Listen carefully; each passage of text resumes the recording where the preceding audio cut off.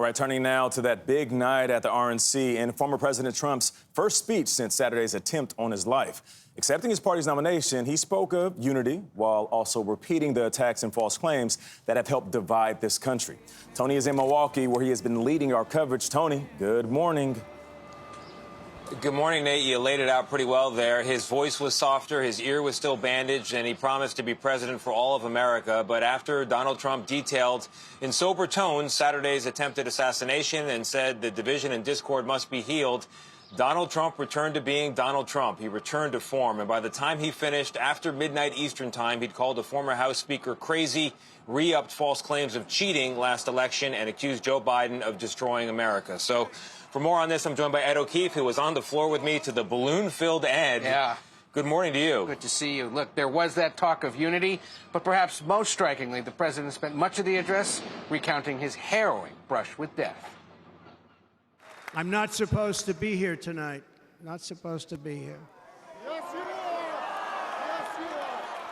The longest acceptance speech in convention history began with a dramatic recounting of the assassination attempt. There was blood pouring everywhere, and yet, in a certain way, I felt very safe because I had God on my side. I felt that. If I had not moved my head at that very last instant, the assassin's bullet would have perfectly hit its mark, and I would not be here tonight. Former President Donald Trump honored firefighter Corey Compertori, the father of two who died in the shooting protecting his wife and daughters. He lost his life selflessly acting as a human shield to protect them from flying bullets. He went right over the top of them and was hit. What a fine man he was. At times, Trump tried to emphasize unity, saying division in the country must be healed. I am running to be president for all of America, not half of America. But if reelected, Trump said he would work to restore what, in his view, the Biden administration has undone. With proper leadership, every disaster we are now enduring will be fixed, and it will be fixed very, very quickly. Former First Lady Melania Trump made her first appearance of the week last night to watch her husband accept the nomination, as did Trump's oldest daughter, Ivanka Trump, and her husband, Jared Kushner.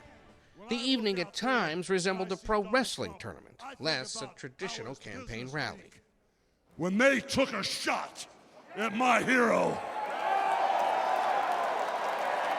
and they tried to kill the next president of the United States, enough was enough.